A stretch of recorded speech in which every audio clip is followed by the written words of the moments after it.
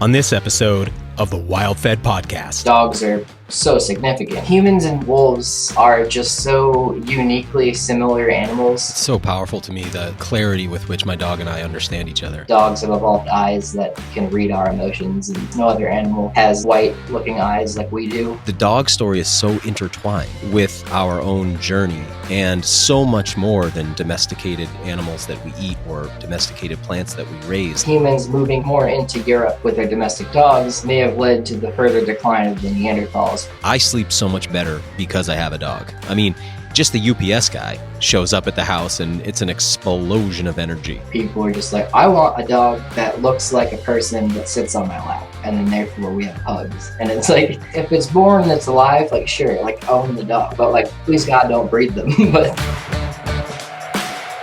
Episode 50 of the WildFed podcast, Man's Best Friend. The story of dog domestication with David Ian Howe is brought to you by Surthrival. If you're looking to optimize your energy levels, tune your metabolism, recover from high-volume workouts or injuries, revive your sexual drive, or nourish your skin, bones, and connective tissue, you need to check out Surthrival's elk antler formulas. Elk antler is one of nature's greatest adaptogens, and right now until Thursday, October 8th, all elk antler formulas are 20% off with the coupon code ADAPT20 at surthrival.com. Today's show is also brought to you by Wild Food Warehouse. Wild Food Warehouse specializes in real, hand-harvested wild rice from Minnesota. If you've never eaten real wild rice, not the patty-grown supermarket or restaurant stuff, but the stuff foragers gather each year under Minnesota's sustainable regulated harvest, then you owe it to yourself to try some. Not only does it cook softer than store-bought wild rice, it tastes far more flavorful than white or brown rice, and it's more nutritious too. When you purchase wild rice from Wild Food Warehouse, you're voting for the stewardship of open spaces, the preservation of wild species, and supporting the people who are interacting with those landscapes. So order a pound, or better yet, order several. You're helping to preserve traditional knowledge and getting one of the best wild foods the earth has ever devised. Price breaks start at £5, and the coupon code WildFed gets you 10% off your order. Go to wildfoodwarehouse.com. Hey, thanks for all those 5-star ratings and the incredible reviews over at iTunes. Listen, you only have to do this once to move the needle on how the show gets put in front of new listeners. You just go over to iTunes and hit the 5-star rating, assuming you think that we warrant it, and then write up a short but honest review, and you're done. You're done. Anytime you hear me asking, you can think to yourself, I'm all set. I've already given a little back to support Daniel and the WildFed team and their mission. It's instant gratification. And please know, we read all those reviews, and they mean a lot to us. I'm Daniel Vitalis, and you're listening to the WildFed podcast, a show about reconnecting with nature through hunting, fishing, foraging, and food. WildFed. Food is all around you. Today I'm talking with the anthropologist, archaeologist, and science educator David Ian Howe about one of my very favorite topics, the history of the human and dog relationship. As you'll soon hear, its origins are still mysterious, but through archaeology and genomics, we're constantly learning more about the process that shaped the mighty gray wolf into that best friend we all know and love. Though I'm a layperson far from the illustrious halls of academia, I've been deeply invested in understanding dog domestication for over a decade, since I think it's a perfect template species for understanding our own unique place in the historical timeline of the taming of the world. After all, how can we understand what wildness is if we don't understand what wildness isn't? Domestication. Dogs, once wild gray wolves, were the first domesticated animal species. And while it's commonly agreed that the second domesticated animal was the goat, I'd argue that it was actually ourselves, Homo sapiens, leading to the domesticated subspecies Arthur Haynes and I call Homo sapiens domestico fragilis. You see, we like to fancy ourselves in control here, but domestication is Latin for of the house, and we weren't of the house until the Neolithic Revolution, which began after the domestication of dogs. In other words, even with dogs, we were still semi-nomadic hunter-gatherers. It would still be thousands of years before farming and its resulting sedentary village life would take root in prehistory. So in this way, if someone was willing to expand their perspective beyond the common human-centric view, they might arrive at the conclusion that a breakaway subspecies of gray wolves had auto-domesticated and took humans with them. Those humans would go on to take what they learned from these wolves-turned-dogs and eventually domesticate and tame quite nearly the entire world. Okay, perhaps I'm being a bit playful here, but we could certainly argue that humans would have been far less successful as a species without our dog allies, and there's no question that wolves would have never succeeded the way that their domesticated subspecies has in this mutualistic relationship. There are, after all, an estimated 900 million dogs in the world, though just 300,000 gray wolves.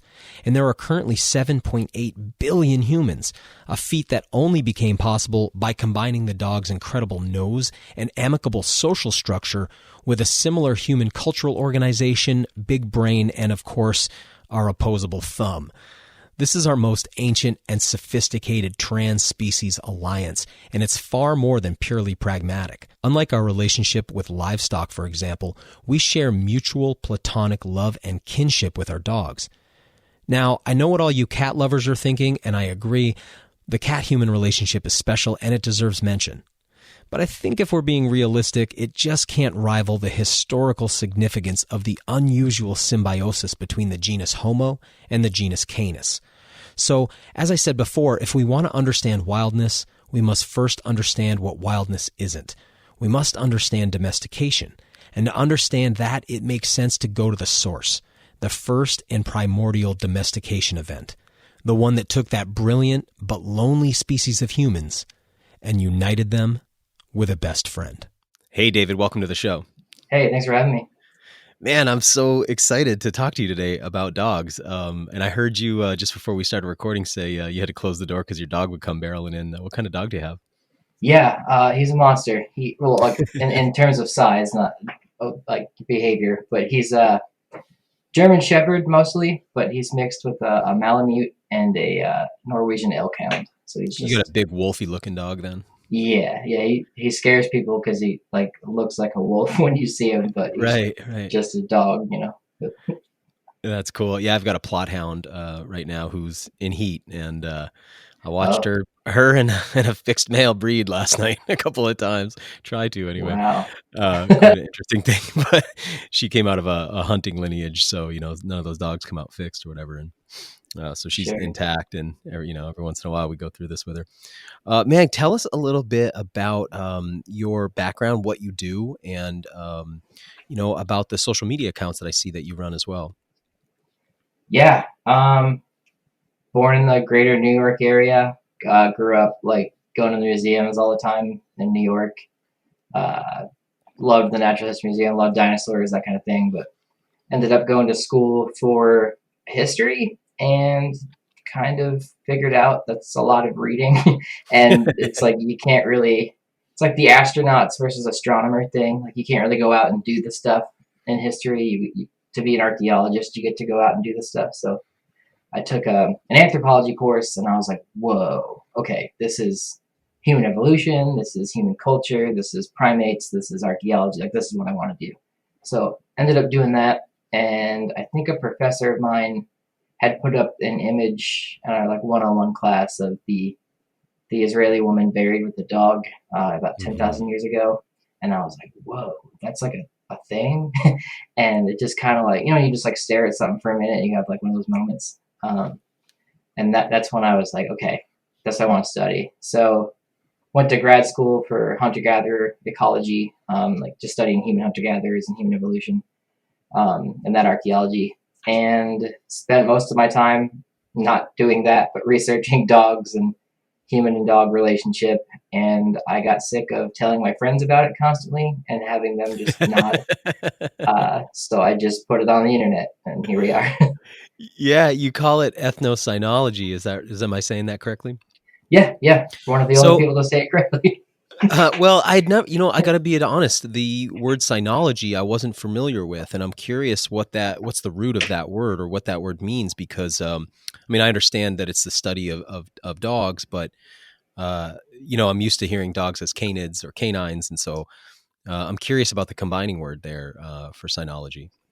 Yeah, so lupo is or lupus is the Latin word for wolf, and then canis is the Latin word for dog. But cyno is the Greek word for dog. So it usually Oh, okay. studies are Greek for some reason. So it's the combining that, it's the study of dogs and humans. So the study of dogs within human cultural context is kind of what it means. But I didn't make the word up. It was actually coined by another anthropologist in like a book that he wrote, and I happened to find it by looking through a whole bunch of articles during a paper, and I was like, "Well, that's brilliant." So I just kind of I Oh, emailed so him. it's not in Yeah. common use then. No, I've been looking for a word like that because I'll usually just say it's archaeozoology or zooarchaeology when it has to do with an Right. animal. Okay, yeah. But my thing is like dogs are so significant. It's like Right. studying children or other non-studied things in the past like that. So it's uh, important. So I think it deserves its name in that sense. Man, I mean, is it ever?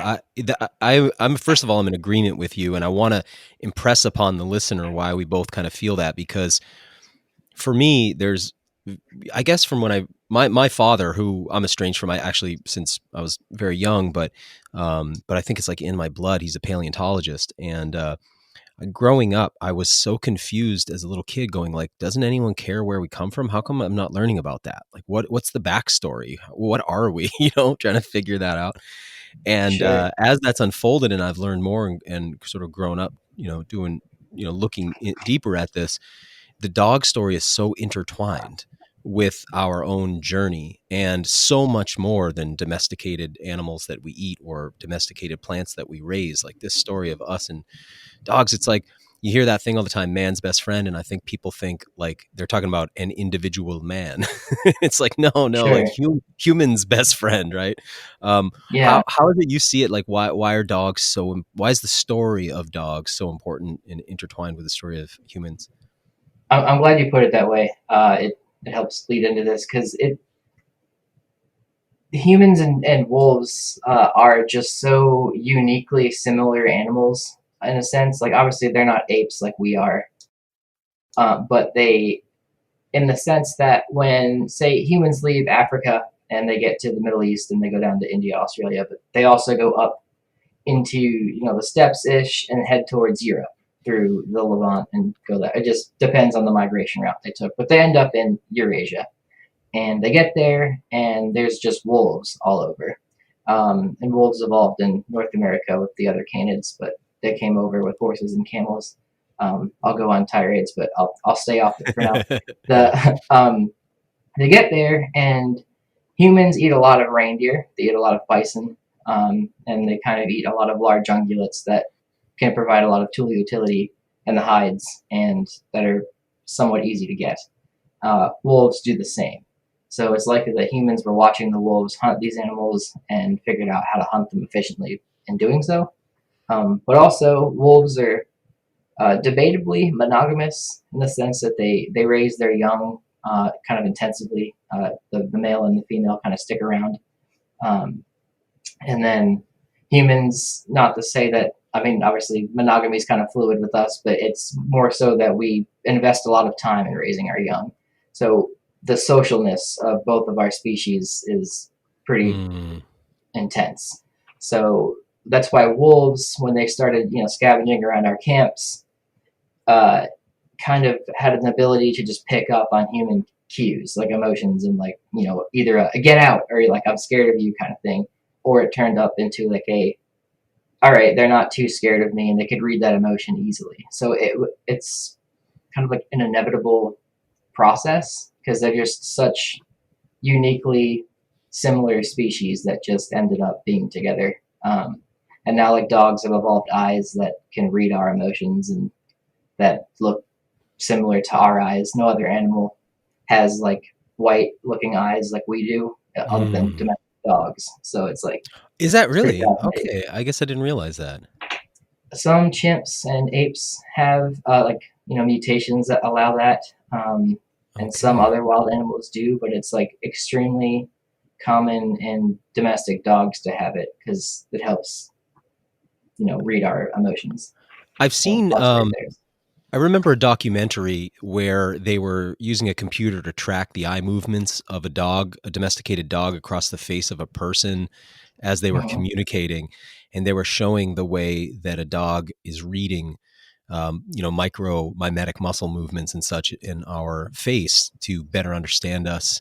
And I believe, if, correct me if I'm wrong here, but they were talking a little bit about maybe one eye in particular that dogs tend to zoom in on, or our left eye maybe, or something like that, that allows them to read emotion. But this is really unique, even amongst domesticated animals, right? This ability to communicate through body language so effectively. Not too sure about the specific eye thing. I think I've heard something similar to that.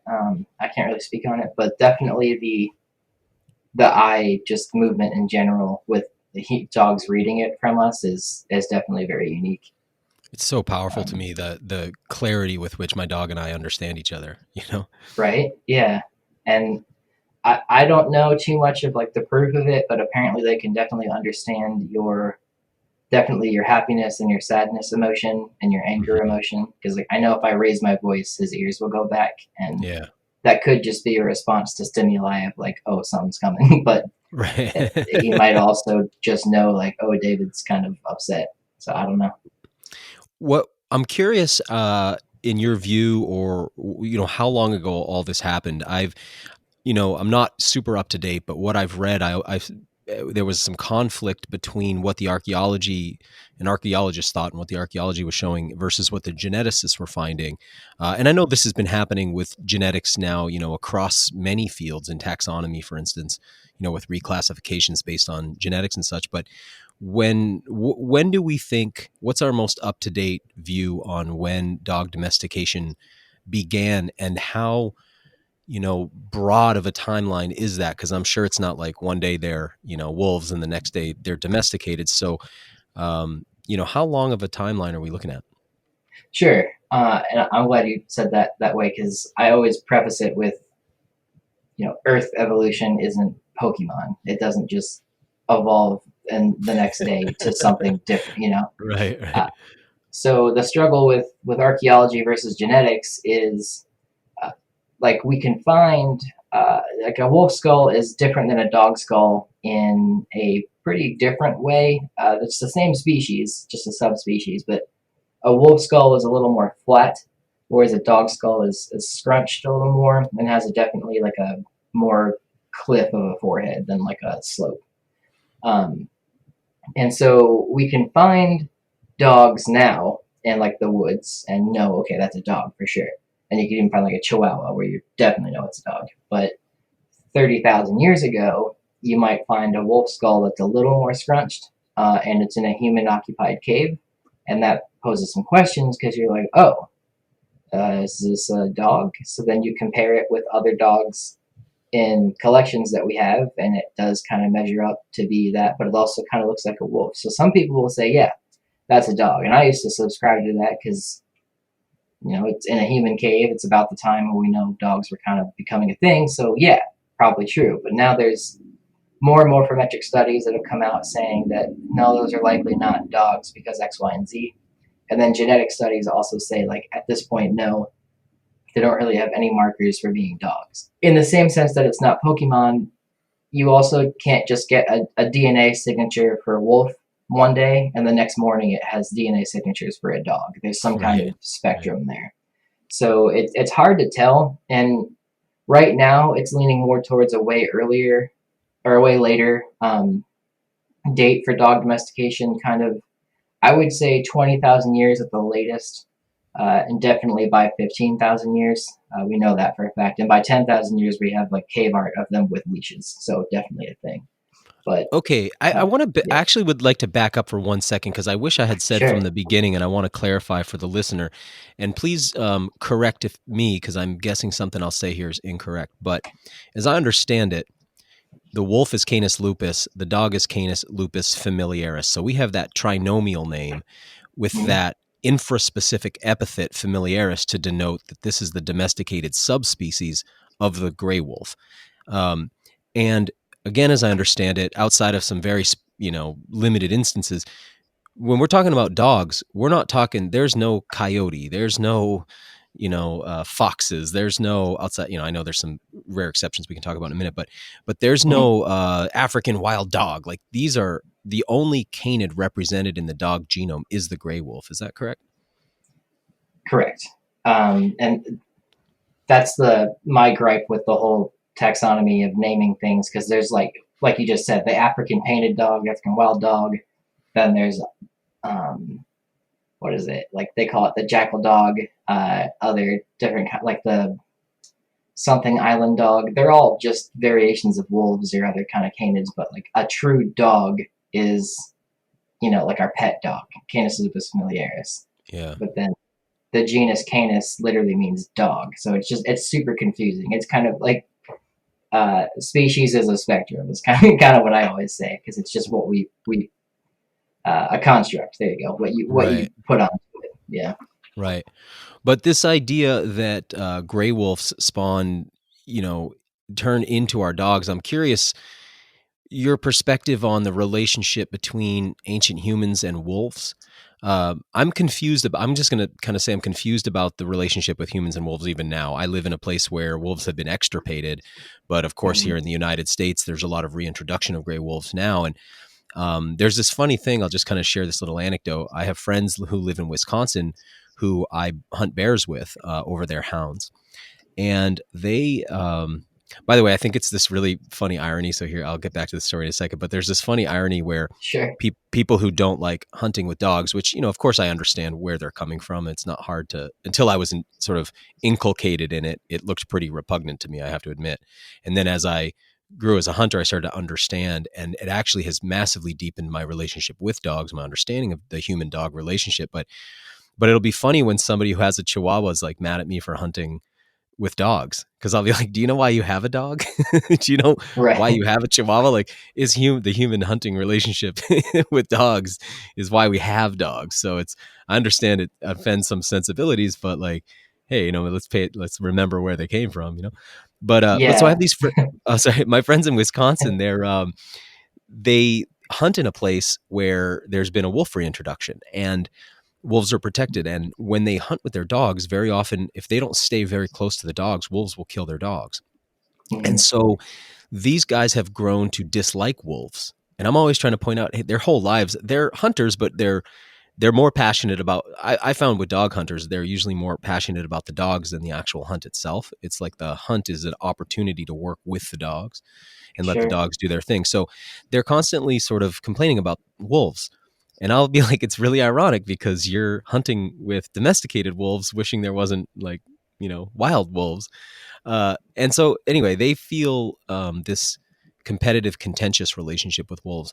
But I've also heard people describe that the idea that wolves and humans are competitors is overblown, and that, we've had a very peaceful coevolution. I'm just curious, from the anthropology and archaeology, like, what do we know about the human wolf relationship prior to dogs, or do we know much about it? Sure. I guess it's interesting you say that too, because growing up on the East Coast, I was always like a very like as a kid, like anti, like we save the wolves kind of thing. And then when I moved out west for school, everyone out in Colorado was like, if they should kill my dog, I'll shoot them. It's like Yeah, right. just the dichotomy of it. But I also empathize at the same time. It's like, yeah, that makes sense. I wouldn't want one killing my dog either.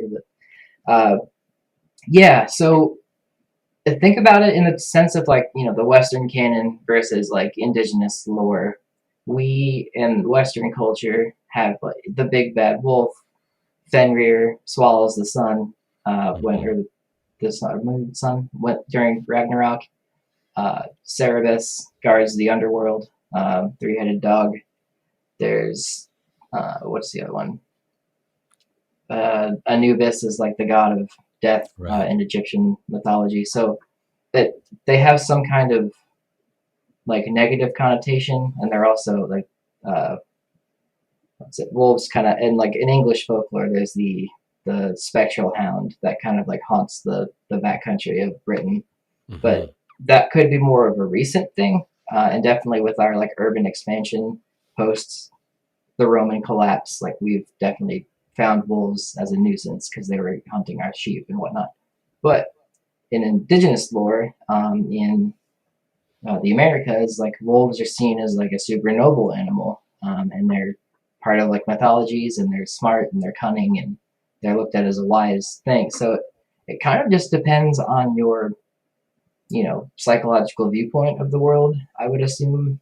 But then again, we can't tell what people thought of wolves 13,000 years ago. The only thing we could go off of would be trauma to skeletons or like cave art. But interestingly, there's a very surprising lack of canids in any cave art. They're very Hmm. rare to find, but there's an astonishing amount of bison and reindeer. There are bison and aurochs and what else is in there? There's some like lions but surprisingly no people. Even Or horses. very there's tons of horses. Yeah, there's a surprising lack of people, dogs, and reindeer. And reindeer is like mostly what they were eating. Oh, it's So interesting. yeah, though some anthropologists posited that there was like a taboo, like you didn't want the canids or the humans to scare the animals, or maybe they just didn't want to Yeah. paint them. They were bad at it. Like I don't know, but uh, Yeah. it's just like that's the interesting thing about anthropology. Like in modern anthropology, you can go study a group of people and ask them what their beliefs are, but in archaeology, you can't ask a Gravettian hunter what he thought of. Yeah. That's you have to like interpret it. So that's a good question. I don't know what they would have thought of them, but it's just the Western Eastern dichotomy. I don't know. Right. Yeah. I mean, you look at the war that was waged on wolves here in the U.S. and then later on coyotes. So, Yeah. much less effectiveness. And then you look at the indigenous North American deity of the coyote, and there's such a dramatic contrast and such a sharp contrast. But if I understood what you said before, and from what I've read, is it true that the trajectory is similar, sort of, to the horse in a way, right? Where it's like the dog, like the horse is, or sorry, the gray wolf evolves, or canids themselves, actually. I think, is it fair to say the genus evolved in North America and then it became cosmopolitan? Yeah, for canids. Yeah. Yeah, definitely. Canids, equids, and camels all evolved here on the plains. So goofy. And I feel like a home team thing where I'm like, yeah. yeah, exactly. Yeah. And my favorite thing to tell students is that like llamas are camelids, obviously. Like if you think Yeah. about it, they just are camels, but all of them left, and like some wolves stayed behind, obviously. But all the camels and horses left, went extinct, and then like the llamas came down from the mountains, and I'm like, where'd everyone go? It's super weird looking. Yeah. Oh, it's really funny. Yeah, so it's interesting that we bring them back here. In the, like, I know that there was the indigenous here had dogs as well, but that from Victorian England we bring back this cornucopia of bizarre mutations, that we call all these breeds. So it's just a fascinating story that they've traveled along. But I want to go back. So you said your thinking is around the 15 to 20,000 years ago, somewhere in that timeline is where this may have happened. Yeah, I it's a small little group of people that specifically study dogs in anthropology, and I think they all kind of have different opinions on stuff. But from what I see of the general consensus, I think 20 is the most conservative estimate of like that's probably as far back as we should go Okay. in terms of physical evidence, but genetic evidence and like overwhelming evidence, 15. So it's interesting. There's I guess not as much. I was always marveled, sort of, because I would hear the geneticists early on saying maybe 100,000 years, and so I'd be like, how could there be that much time between the domestication of wolves and the domestication of everything else? So that it kind of fits a little bit more neatly with the Neolithic Revolution. Mm-hmm. Then, sort of, do you kind of feel that the domestication of wolves into dogs is the catalyst for the Neolithic Revolution, or if not the catalyst, was it critical to it, or could it have sort of happened without dogs? Um, I guess a caveat to what I was saying before would be I like the physical evidence of dogs existing would be 20, 15,000 years ago, but the process of wolves and humans interacting and them starting to scavenge could have been Yeah, anywhere from right. like way back, but like that process. But yes, I think after we had wolves and people kind of suggest that dogs may have domesticated us, I guess that's kind of what you're getting at. I think, yes, that's definitely plausible because you have now the ability to have an all-night 24/7 sentinel at your camp. Hmm. You have Right, right. more ability to get more meat, more like prey when you go on a hunt, and you don't have to feed it that much to pay it back. And you could be more sedentary, and it just might have led to that. But also at the same time, with that at that time that happening, a couple thousand years later, the ice age is starting to melt, and that's when the world starts warming a bit, and all these like new crops start growing in more northern latitudes, and that's when Hmm. people start also noticing like, oh, these tasty things also are now growing out of the trash pile where I'm throwing them. So let me try that somewhere else. Yeah. Yeah. So Right. Oh man, what happened with that movie Alpha? I was like amped to see that so badly, and I went and saw it, and I expected to be like utterly pissed off, but it was good. I, Oh, I you dug liked it it. more than me. You liked it more than me Yeah, then, because I was really disappointed with some of it. I like there's scenes in it where I was like, all right, but it all around just seemed like a child friendly The Revenant, and Yeah.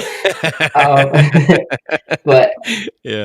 any movie like that, I wish I could just be there telling them what to do. Like they wouldn't do Yeah. that. They wouldn't do Why did this, they not but hire you, man? I don't know. Yeah, but it was all right. Like the way they showed the flint knapping, like the making the tools, that's like accurate. Until they throw Him those spears in the air and throw those hafted points down into the into the ground, ground. where That you're was like, my you would biggest just gripe. never do that. You would never do that. Yeah. So they spent Uh, so much time making right. them. Also, the way Yeah. they were hazing the young people, where it was like, I was like, man, you're Yeah. really risking breaking some bones here. You're not recovering from that in those days too well, Yeah. beating each other up for bad Definitely. flint napping. But so give us lay out like because I would agree I felt like it was sort of a kid friendly movie, but lay out like what you based on the evidence you've seen, how do you imagine um, domestication of wolves? Give us the sort of like your sort of cheat sheet story of how wolves turn into dogs. Yeah. So there's two theories that I think are the most plausible. Which one would be the flight distance self domestication hypothesis, which flight distance meaning fight or flight, the ability for a wolf to, how long they could stand to be around people and then book it because they're scared.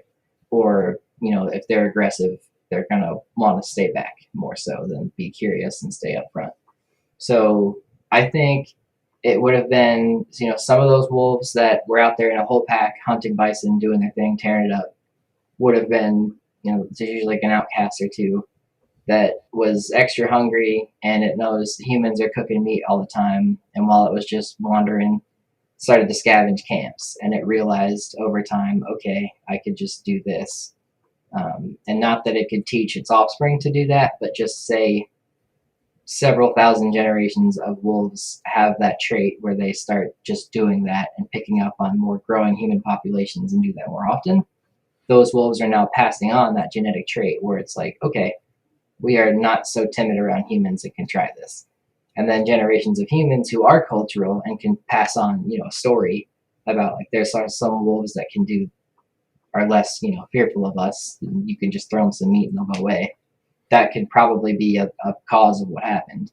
Um, and the other theory would be the symbiotic mutualism hypothesis, which is more along the lines of the fact, like as I said earlier, like humans and wolves are very similar. So that I mean, I've never hunted and seen wolves as I hunted, but if you could imagine, like back in the day, you don't have a high-powered rifle, so if you miss the target, like try and not hit, like you miss the chest and something bleeds out, and you have to track the blood trail, Mm-hmm. say for a couple hours, like you might find wolves like eating the carcass or something, or you lost the animal because it ran away.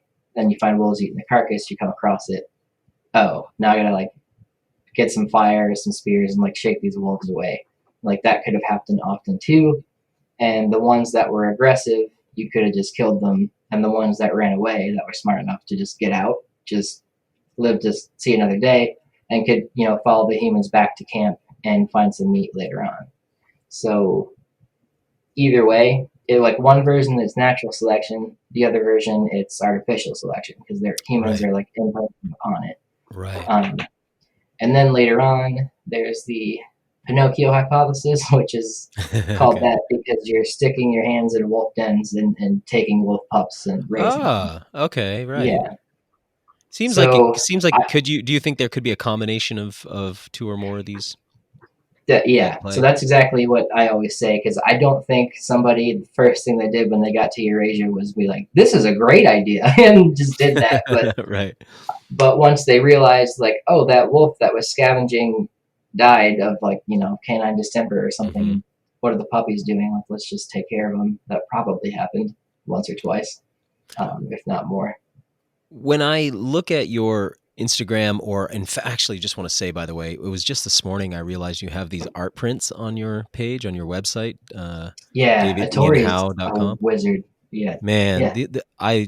this art just instantly I fell in love. So I'd love for people to go see him, but I want to describe a couple of them. There's one that I love there's a guy, he's wearing skins, and he's got an atlatl, and there's three wolves kind of encroaching on him, and he's using that firebrand to try to keep them back. But there's a dog that looks very similar to those wolves who's with him, like they're a team. And that's really fascinating to me.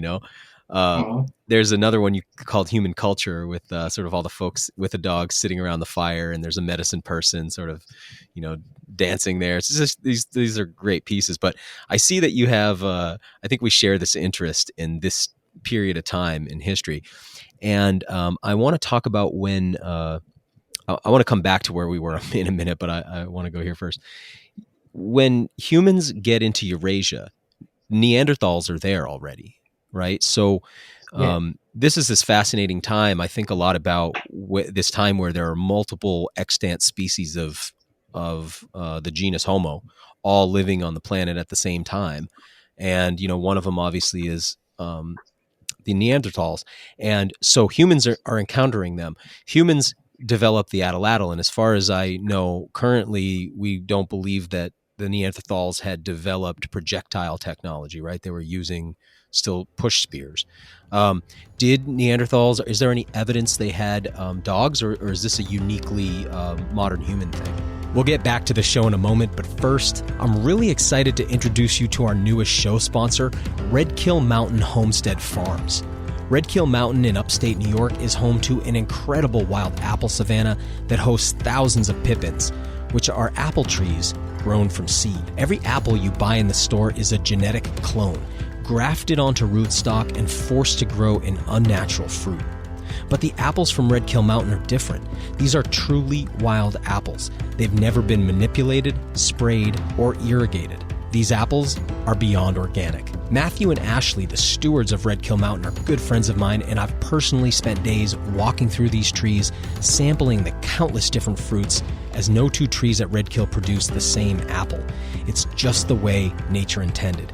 Each tree, a unique expression of the apple's incredible flavor and diversity. Red Kill Mountain is offering 2 ways to try these delicious and diverse fruits: their Wild Apple Tasting Box and their Wild Apple Cleanse. Both boxes are carefully packed with hand-selected apples that are not only delicious, but also give you a glimpse into the flavors that until now, only apple enthusiasts and foragers knew. Big Apple has kept you eating clones, nutritionally bankrupt, poison-sprayed fruits that are all looks and no soul. Go to redkillmountainhomesteadfarms.com to try real apples unmanipulated by the hands of industry. Just nature's healing goodness direct to your door. Again, it's redkillmountainhomesteadfarms.com, and the coupon code WildFed20 gets you 20% off your order. Now, back to the show. They certainly had thrusting spears, but there's no evidence of them using, propelled spears like with an atlatl. They may have been throwing them as like just throwing Right. spears, but I would hope it so. appears, yeah, based on their like skeletal, just upbraiding, it looks like they were just up front and personal with it. Right? It's amazing, huh? Yeah. They were.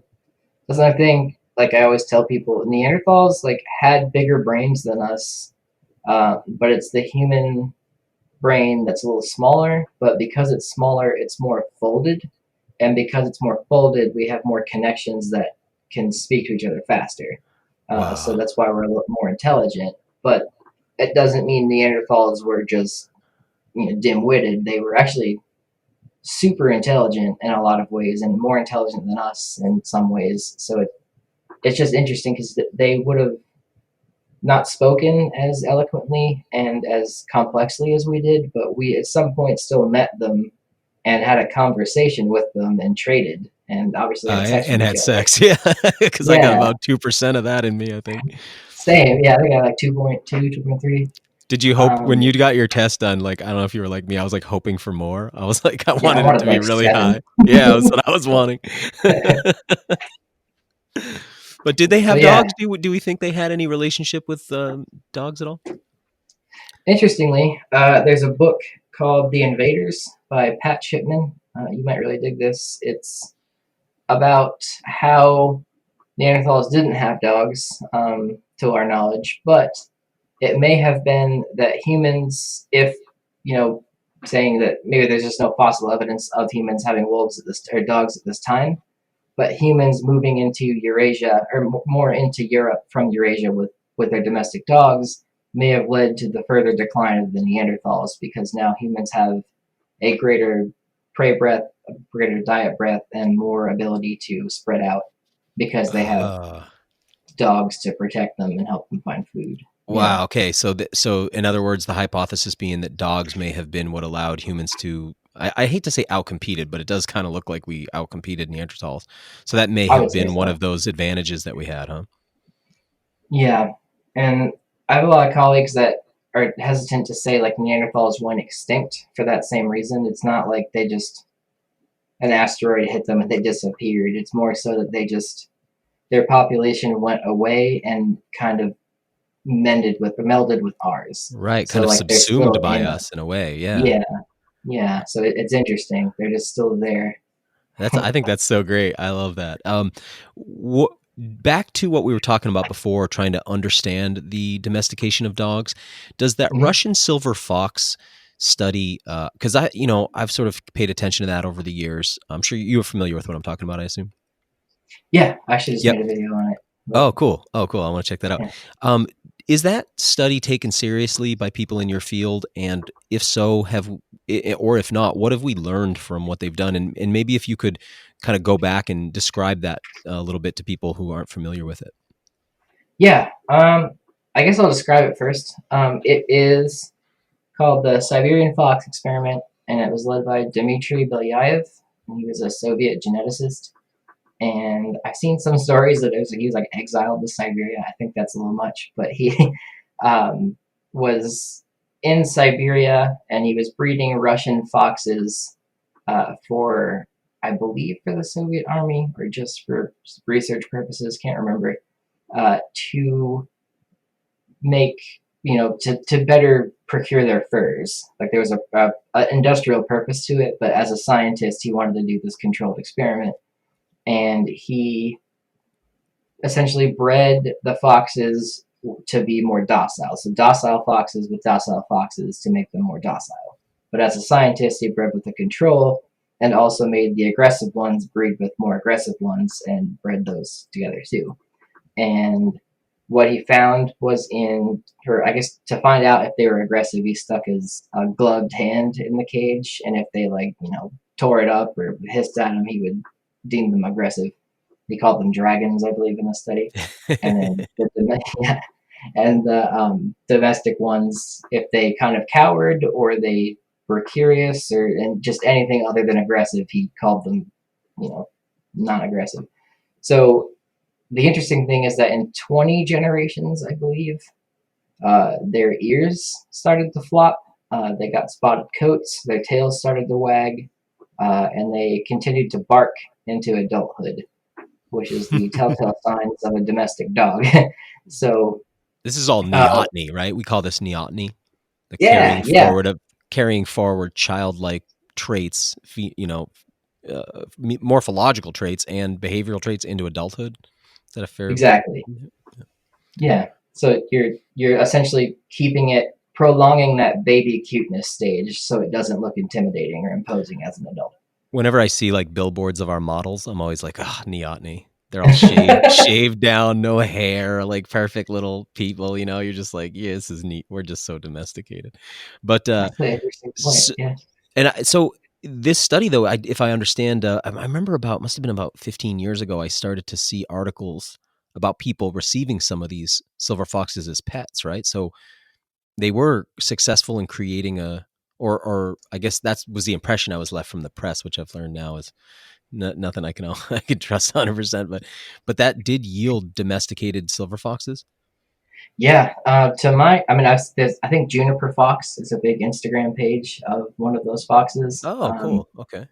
I don't know if it's directly imported from that lab, but there's like other litters of them around the world now. But yeah, they seem, to my knowledge, to be like domestic, and obviously they're not going to be American Kennel Club obedient, but they're not a wild fox that's going to hide the whole time and run from you. They definitely enjoy being pet. They enjoy looking at people and being around and talking to them.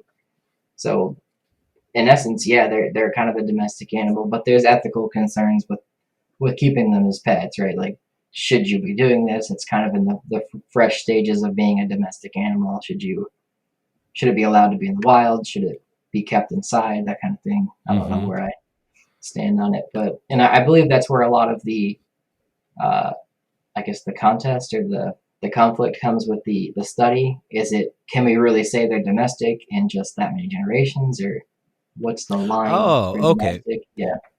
I had read something too, like, you know, because the original stock Yes. might have been animals that were already caged for the you know, fur industry, that maybe, so I thought maybe there were some issues with how it was conducted, but overall, has it yielded useful data for people looking at the kind of things you're looking at? Yeah, I've seen some various, like, what do you call them? Like rebuttals to it. One of them saying that, another one saying like the methods in which he tested them were wrong, or like the data was forged in another case or something like that. But just whatever always happens to scientific studies. But from what, like, I mean, when you look at the foxes, like, they're clearly different from regular foxes, so that definitely like says something. But with their like the coats being spotted, and then like the ears and the eyes and how they look, what that says to me is that obviously wolves didn't become domesticated in 20 generations. That was very controlled for and possibly biased, but, well, I mean, biased because it is being controlled for, but in the wild, in prehistory, like, it means that if humans were doing this systematically at some point, and one culture was like, okay, we're gonna be friends with these wolves, it's possible to do throughout time if it was intended. So if it was natural and the stars aligned the right way, it's not out of the realm of possibility. Mm-hmm. It's just such a fascinating thing to see. You know, I'm just really, I'm ethics aside, I'm glad that exists, just Yeah. because it gives you such an interesting glimpse at it. What are sort of the roles? It's easy for me to think about dogs for hunting, and what you brought up about being a sentinel. I mean, I sleep so much better because I have a dog. I mean, just the UPS Same. guy shows up at the house and it's an explosion of energy. So I always just, compared to any alarm system or anything like that. And when you look at how safe our lives are today compared to those of prehistory, you can really see the value of having that dog paying attention at night while you sleep.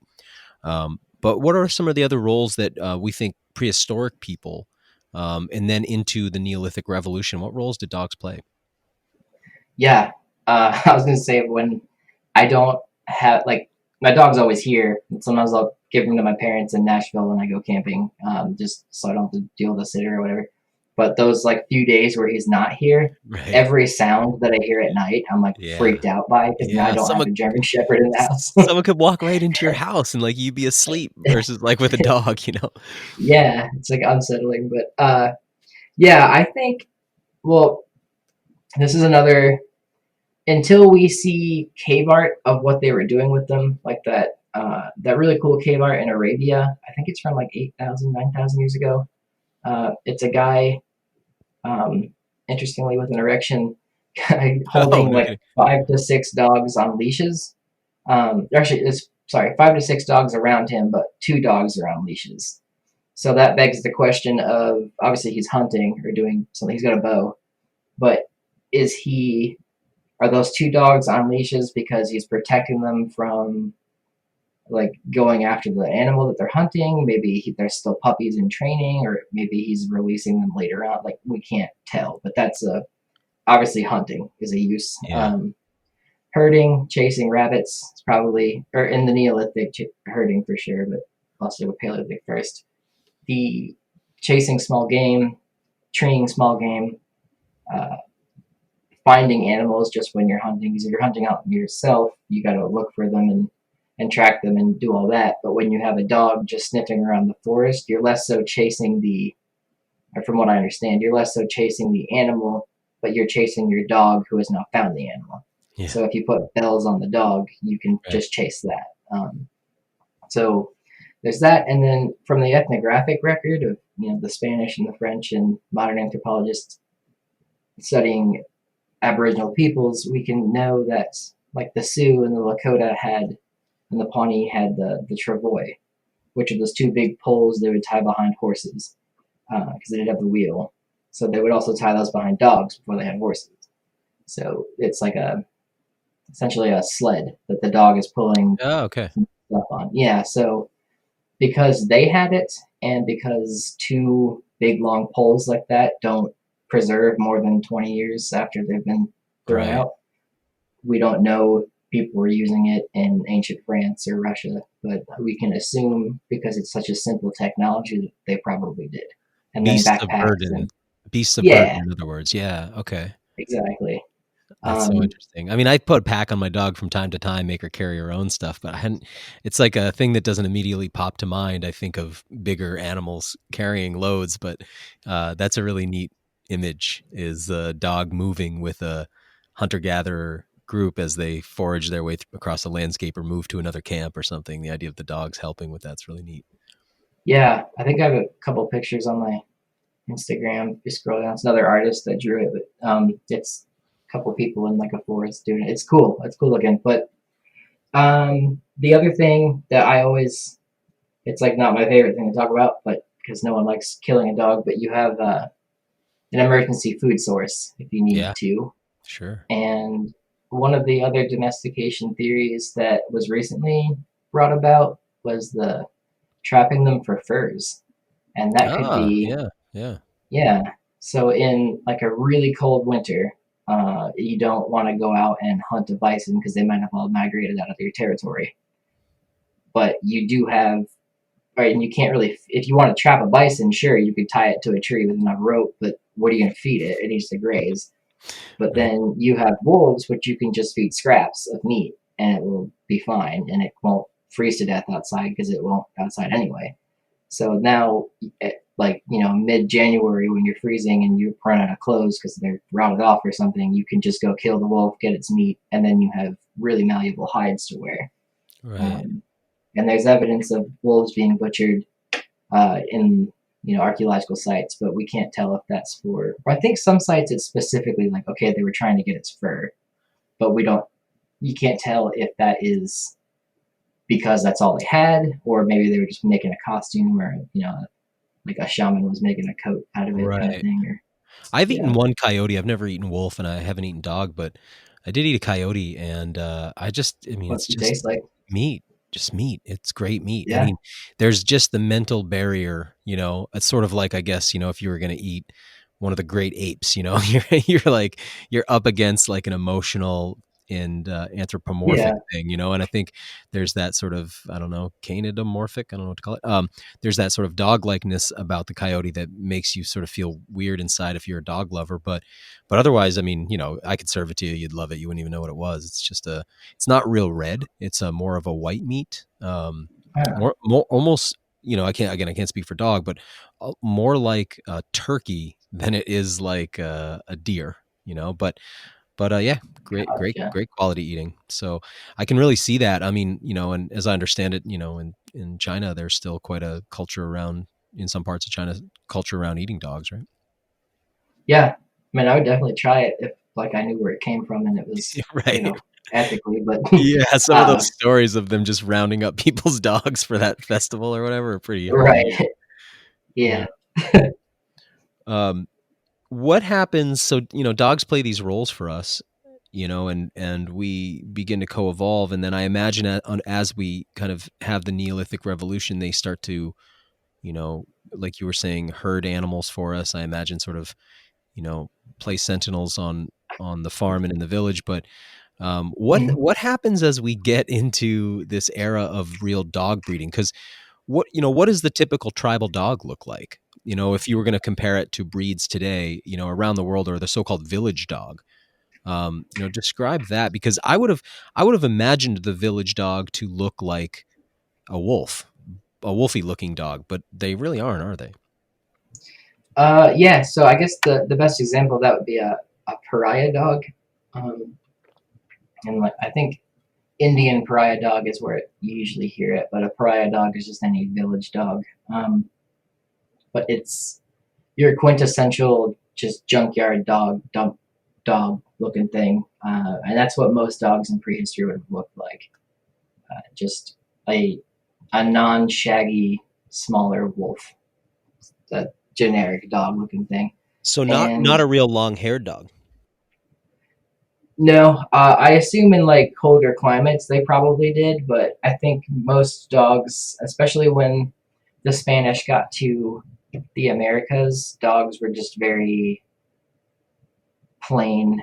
Like the Amerindian dog was just a generic looking dog as we would think of dog. When you look up dog in the dictionary, I can't put it any other way. Yeah, just like a regular working dog, like a lab kind of thing, but skinnier and with just a regular lupine looking face. Yeah, it's Yeah. really really interesting, because the variation available in the genome of the dog. Sometimes I imagine, what if I didn't know what people were, and I was just seeing people objectively, and I'd be like, wow, some are really tall and some are really short, and some are really sturdily built and some are very lithe, and some are very Mm. dark skinned and some are very light skinned, and so many variants in hair and so many variants in dental structure and sweep of the face and all these kind of things, that I go, are dogs really that diverse, or am I just, have I grown accustomed to the diversity in people? But then I kind of step back and it's like, no, look at like a dachshund.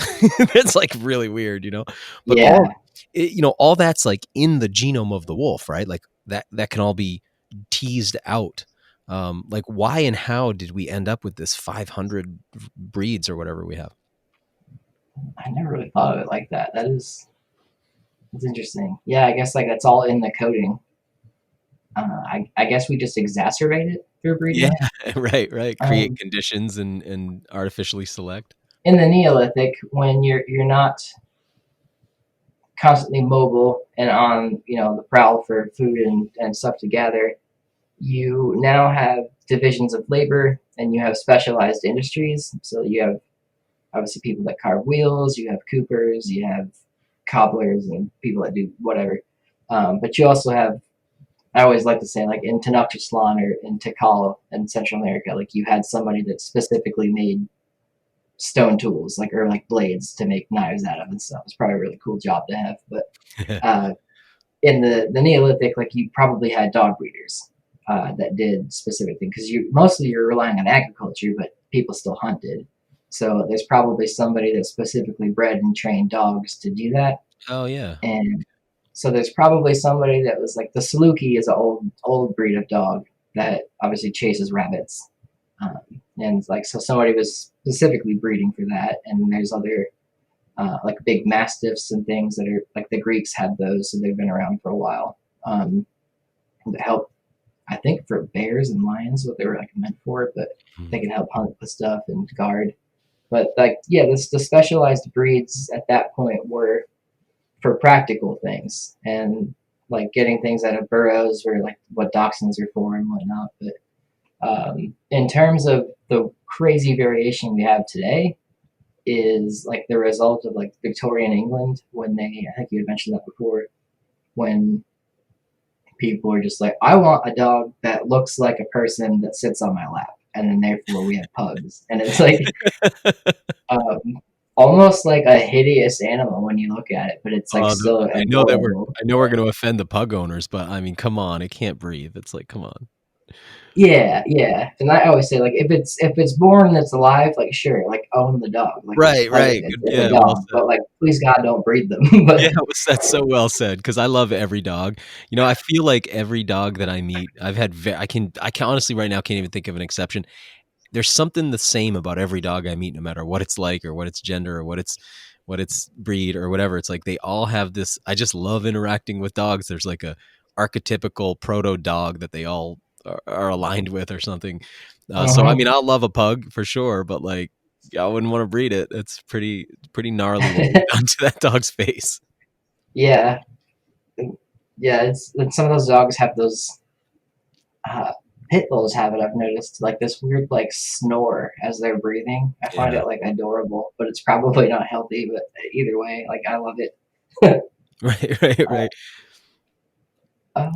Sorry, does that answer your question? Yeah, it does, and it I feel like I don't know if you're familiar with the dentist called Weston Price, who wrote a book called Nutrition and Physical Degeneration. But he had traveled around at the turn of the century, looking at indigenous and traditional cultures, and he was observing what would happen to their dental arch and teeth once they transitioned to a Western diet that was high sugar, low nutrient. And Uh-huh. he kind of showed that was causing, within 2 generations, you'd end up with teeth that were no longer straight, no longer fit in people's mouths properly, and so were crowded and impeded, and people would start to have problems with their dental arch.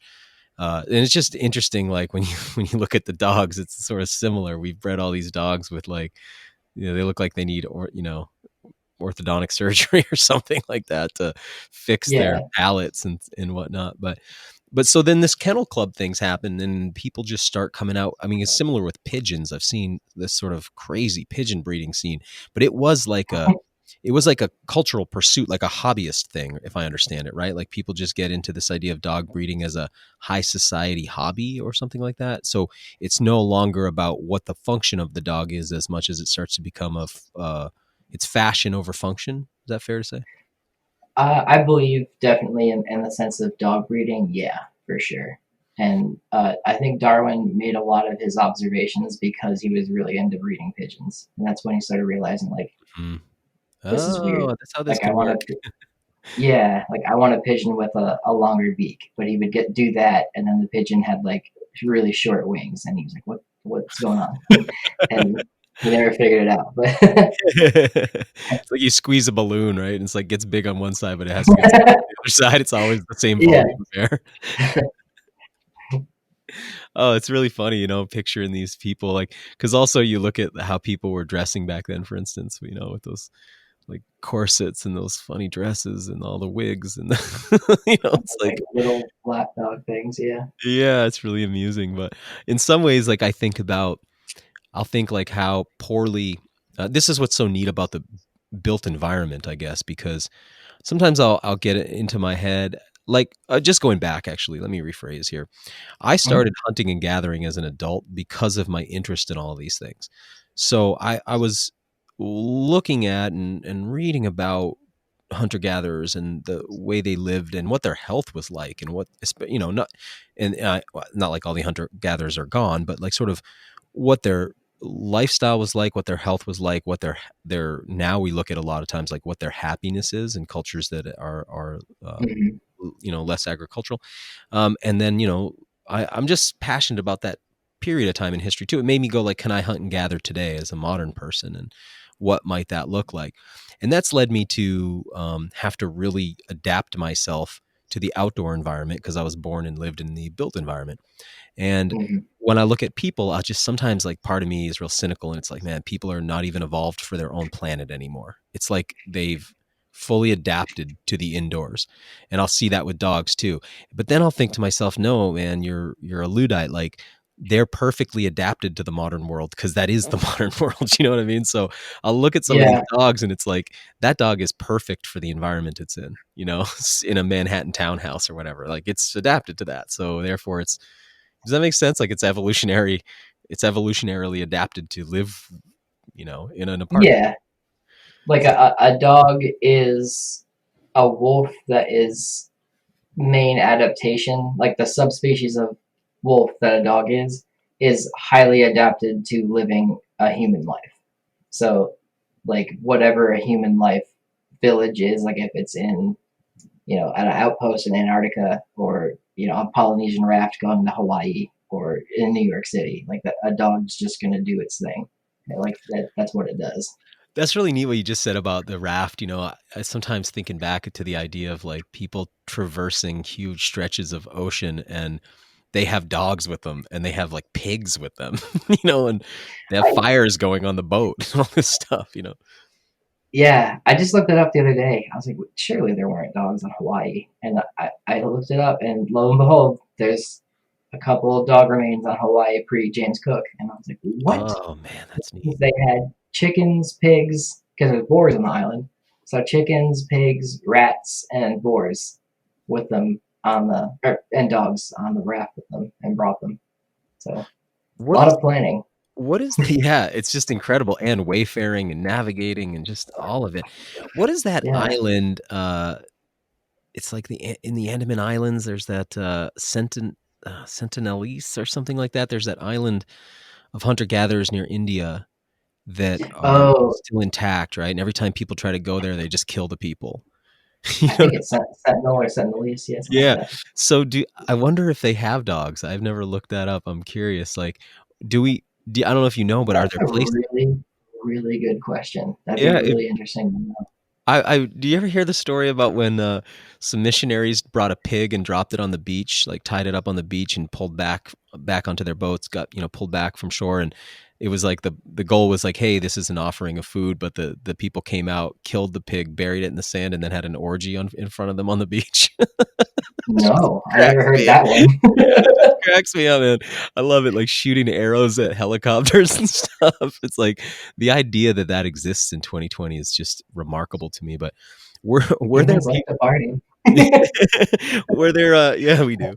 Can't wait to. It's Friday night. Are there places where people just did not have dogs? Or is it like a ubiquitous human trait? Yeah. It is, I would say 90%, maybe like 80% ubiquitous. The Anywhere that's like a massed land, they brought dogs. So Europe, Asia, Africa, all had dogs. North America, dogs. But for some reason, there are very few dogs found in South America. Oh, really? There Not until after contact were there more dogs found there, but there are like Incan dogs, and there are several dogs found along like the coasts of like Brazil. But the theory to that is like bringing dogs through the tropics of Central America is like dangerous because they're full of diseases there. And Oh, they yeah. probably they couldn't bring mass populations of dogs or feed them as well because you're eating a lot of fruits, and um, Right. Yeah. like they can't eat a lot. And so yeah, it's interesting. And the Inca had dogs possibly because like they had a huge trade network with further north, so then maybe they were trading for them. But I don't know what the DNA or isotope says that they came from. But anyway, equatorial Africa, dogs didn't really make it there either. There's Sahara Africa, like Rhodesian Ridgebacks and stuff, all live up there. But down further south in Africa, there's a lot of um, like scant evidence for dogs as well. Um, Australia, obviously, the dingo made it there. I think about 3,000 to 4,000 years ago. Can you let people know what Um, that means, what a dingo is? Because that's another interesting little sideline of this whole story, isn't it? yeah, dingo is Canis lupus dingo. So it was a Canis lupus familiaris at one point, but it's essentially a feral dog. So people brought like essentially East Asian dogs with them to, or the most closest relative is like an Indian dog. and brought it with them to Southeast Asia and then to Australia. And I guess they got loose, or they just let them roam free. And that's what the dingo is. And it's kind of adapted to Australian territory like extremely well because there's no natural predators in Australia. It's just all like kind of herbivorous animals, and it's probably well, I guess the Tasmanian devil or Tasmanian tiger was the main like land predator that was there, but it kind of died out mostly due to the dingo taking over, and then it got wiped out when the Oh, really? Europeans got there. No kidding. Yeah, it's debated, but it seems that like around that time, like the fossil evidence for them just kind of drops. Yeah. So they're just outcompeted them because dogs are just really good at doing what they do, They and the sure thylacine are. is like good at it too, but not as good as the dog. Man, I find myself probably a couple times a year because there's that black and white thylacine footage, that Mm-hmm. last of the Tassie tigers. And I'll watch that video clip over and over again because you're looking at it and you're like, is that a dog? Is that a cat? It's like, what is that? Trying to like get your Yeah, head around a marsupial that convergent evolution has shaped into this dog-like creature, but isn't a dog. You see that when it yawns and its mouth opens and you're like, oh, I'm looking at something I've never seen before. But yeah, such a neat animal, but it's like didn't make it through the shuffle, I guess, with all the dogs and people yeah. around. And its skeleton looks just like a wolf. It's nuts. I Wow, mean, that's the really face looks a interesting. little different, but yeah. And if you put Legos together, it would be very similar. Yeah, totally. Man, so it's funny when people are like, "Yeah, I'm not a dog person." It's like, "Yes, you are. You you might not personally be, but like your genome is, dude. You're a dog. You We're are all dog persons, chemically a dog person. Yeah, Yeah. totally. Man, anything that I haven't touched on that you want to talk about that you want to say about dogs? If you don't mind, can I ask you a little bit about, or could you tell me a little bit about like your experience hunting with dogs, like what that's like? Oh, I would love to, man. Yeah. Um, well, I'm in an era where we have GPS now, so Mhm. our dogs are wearing GPS collars, and the guy that has introduced me to it was, he's 72. So he used to hunt, and initially he hunted with, they had nothing, maybe they used bells. He hasn't told me that. But later on, they got this technology they call, man, what is it called?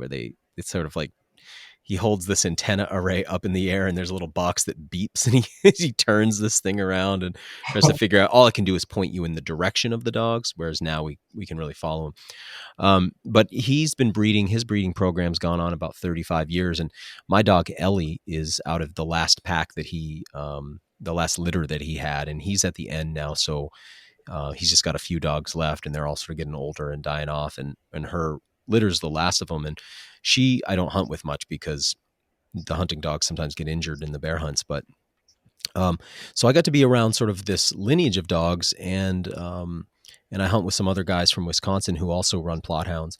And it's just this amazing thing because these dogs are very well adapted to family life, although most of them live outdoor. It's sort of more kennel style.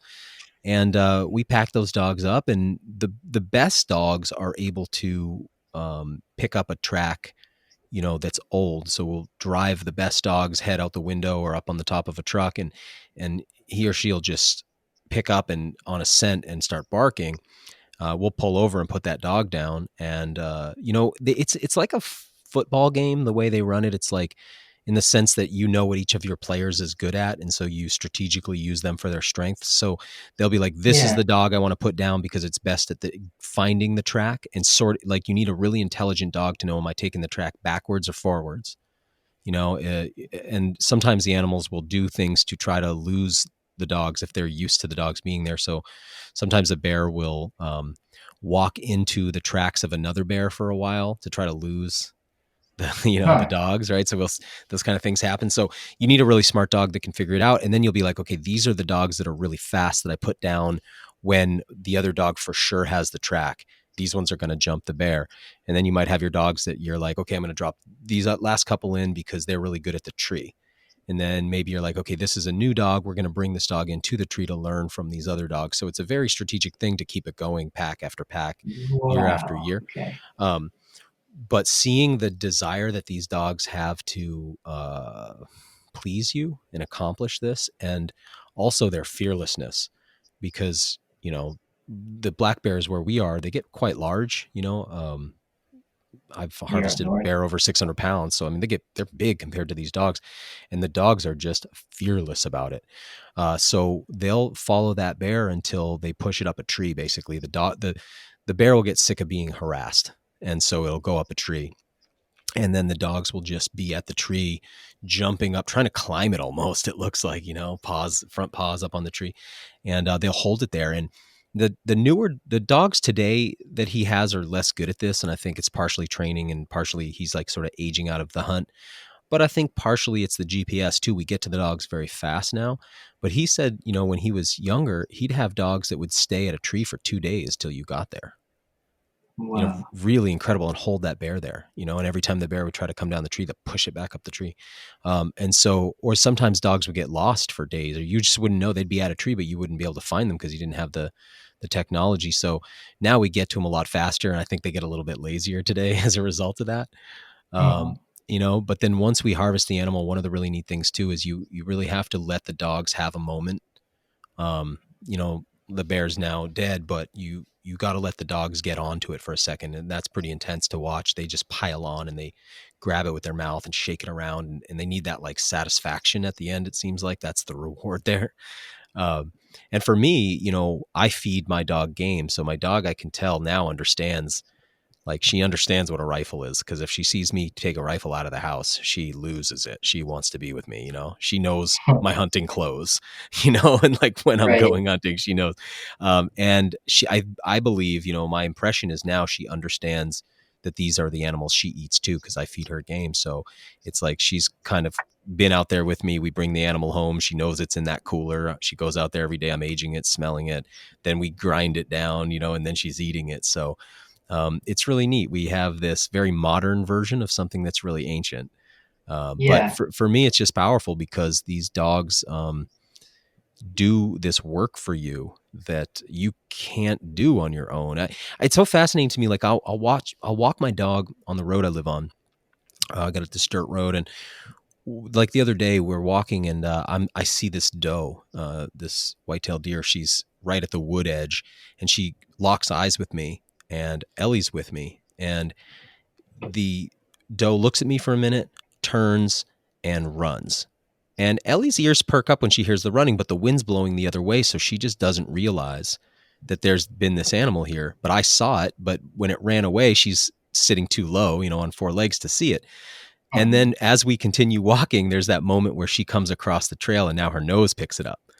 And so it's like, Uh, you know, visually, I have that sort of superiority to her, but from olfactory, she has that superior sense.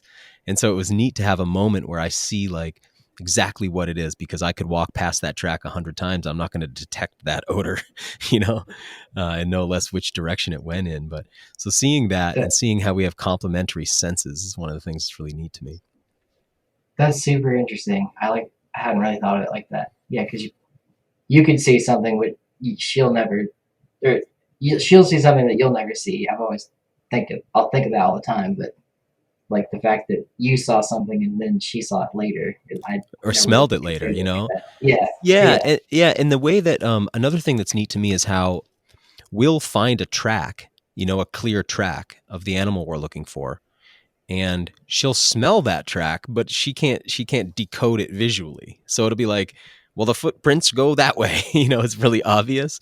But to the dog, it's like they don't see that. It's just an interesting thing because we're so sophisticated in this one realm, but like not so much olfactory. So I just think that's really uh, neat. But that idea that we co-evolve with these shit, you know, I like that we lean on each other with our strengths. I just think that's really beautiful. yeah, Do you ever yeah. consider doing some hunting with dogs? It seems like it's something you would enjoy, or at least like I want would to maybe get a chance to do. I would love to watch someone do it and have a clipboard for sure, but not Yeah, do it myself. right. Got really good friends with Donnie Dust. I don't know if you know who that is. You know what's funny? I found him through your Instagram and started following him. Yeah. Okay. He teaches like a boar hunting with atlatls class in Texas, and he's Wow. always like, "Hey, you gotta come check this out and like watch what we do with like the dogs." And I was like, "I know, I just can't get a week off to go do that." But I would. I'd love to like watch that kind of stuff. But yeah, there's people that go out and do studies. Like there's a guy who went to Nicaragua and watched people hunt tapirs and anteaters like with dogs and tried to figure out, okay, how many calories do they get without dogs and Right. versus when they do have dogs, and then with rifles or with bows, and it just every time like the dogs help Oh, good to more than know. hinder. Yeah, because if Yeah. I could augment what I said before, all right, so, for some more information, it's like in Maine, we have very dense forest canopy. And so this isn't a state where you see bears very often. We call them the black Mhm. ghosts. They are just so good at avoiding human detection. They're quiet. And despite the fact that they don't really blend into their environment from a color perspective and that they're so big, we just never see them except occasionally crossing the road. Person who spent their life in the woods will see, if you saw 20 bears in the course of your lifetime, and many of the times that's a sow with 3 cubs, like 20 would be a lot. It's just very Mhm. infrequent. And when you see them, it's almost never really, you would have a chance, it's not hunting season. You don't have a tag, you don't have a rifle, whatever it is. They're only there for a brief second. The idea that we would hunt bears here without some of the three means I'm about to describe is really unrealistic. So we can trap a bear here, we can bait a bear here, or we can hunt with hounds. The thing is if we hunt with hounds, I'll go back. If we're going to hunt with bait or trap a bear, you're usually using bait. Now you're having to buy a tremendous amount of calories and put those on the landscape. So you're just like adding calories to the Yeah. ecosystem. But with the dogs, obviously you have to feed the dog calories, but now you're really, really effective. So we can put those dogs down and almost every single day guarantee a bear. Like almost every day. It's so rare that we go out and don't get a bear. So what will happen in the bear season? We have 35,000 bears here in Maine. The state wants us to harvest 5,000 a year. We get 3,000 a year. So in other words, the state feels that the bears are past social carrying capacity, so they want less bears on the landscape. So they really encourage us to get out there. So last year we harvested 14 bears and all over hounds. And it was just day after day after day. The dogs always find them. They just always find them. And you could Mhm. sit on a bait site where you've put 7 tons of food over the course of the season and you spent thousands of dollars doing it, and you might never get a bear to come in daylight. They'll wait for you to leave. They'll smell you that you're there. They figure out they Yeah. pattern you. So without the dogs, it's really, really difficult. And so they make it almost foolproof. I mean, now that said, obviously it's decades go into breeding and teaching and training your dogs and yourself to do it. But once you're up and running, wow, I mean, I can't picture a more effective way to hunt, an animal like that. So they make it happen. Yeah. I think the study kind of showed that the people will pass up easy to find animals. I think it was tapirs, or tapirs were the like the primo animal to hunt, but then they would, or I can't remember. Essentially, they were passing up easy to find prey because the dogs would help them find like the rarer prey, which gave you more return. Okay. Um, Yeah. and with the dogs, it always helped them like find that more often than chasing down the tapirs or whatever it was for Yeah. less calories and spending more. Because a bear, it's like, I mean, I love eating venison. I love it, but they're very That's lean. good. They're very lean. And a bear, I can get gallons of fat from that I'll render down into lard. That's just an incredible food resource. And that's what got me hunting bears in the first place and how I ended up doing this with hunting, hunting with dogs. But it's, yeah, that return that I get from a bear compared to a deer. It's not only a bigger animal with a lot more meat, but man, all that lipid calories, you know, Mm. the idea that you can get a fat off the New England landscape without having to grow a seed crop that you'd press or something, it's really interesting to me. And yeah, but I can't picture being very effective without dogs in a more primitive setting because the amount of bait required to consistently bring bears in, it's pretty stupid how much we have to buy. We spend thousands of dollars a year on all this trail mix to lay down in the woods. And I find that it's like people find the ethics of hunting bears with dogs challenging, but I think the ethics of putting that much food in the landscape's kind of weird. So, and I do a little of both, but I really like being around the Yeah, dogs. I Um, would too. Yeah. So tell us a little bit about just your website, your social media. Like, how do you want people to check out what you do? And I just think you're curating such a nice feed on Instagram, man. So tell us about that too. I appreciate it. I'm like over anal about it, I think my friends tell me, but I just try to make the colors look cool. As a viewer, But, though, that it's so appreciated. It's a very yeah, clean, nice, and interesting. And some of the art you're showing in there, yeah, I don't know, speaks deep to me. Like I really love that stuff that you have up there.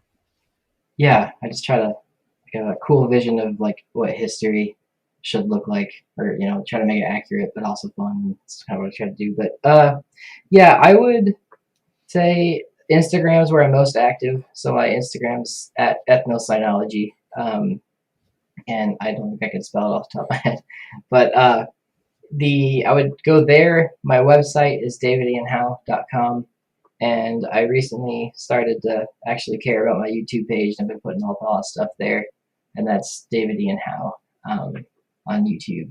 So we're doing Okay, that. cool. And then, yeah, and it's mostly just those little interview videos I have, but I've been working on some videos that pop up more often.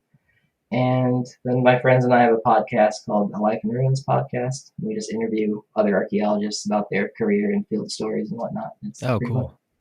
The logo on your website, man, it's brilliant. Dude, Sometimes yeah, people try to do something literal and it just doesn't. It's not cool. But this is really cool. So it's like looks like the face of maybe like a husky or something, but it's made out of a human handprint and a dog silhouette, and it really speaks to obviously what ethno-synology means. So that's really cool. same artist that makes the prints too. Oh, he did that. He's a guy in Italy. I think he's probably like 25, 30, 26. He's like younger than me a little bit, Wow, but he gets it though. yeah, just super talented guy. And I'll just tell him, hey, I want an image of a guy on a cliff overlooking mammoths and maybe my dog. And he's like, say no more. And then he'll just make it. Well, you got those, because like now having to wear masks everywhere, it's like I was looking, you've got a mask on there that has that image of all the people around the fire, and I love it. I think I'm gonna get one because I think it's just an interesting statement of communal, shared communal energy. At a time where it's like everything is like sort of against that. But yeah, man, I'll be buying a bunch of these prints too. So I think your store is really cool. Awesome. Well, thank Awesome. you so much Appreciate it. for today, man. I'd love to stay connected with you, and I think I'll be hitting you up with dog questions as the years go on because I'll generate a lot. So thanks for sharing your stuff with us today. Yeah, man, keep in touch, and thanks for having me. This was really fun. Thanks for listening to the WildFed podcast. You can help us grow this show by subscribing and leaving us a rating and review. It ensures better rankings and more advertiser interest, which translates directly into better shows, more awesome guests, and a constant stream of fresh, new content. Have a question you'd like answered on the show, or a hunting, fishing, or foraging trip you'd like to host us on? Email us at info@wild-fed.com. And be sure to visit our website, wild-fed.com, to check out the WildFed video show and store. WildFed. Food is all around you.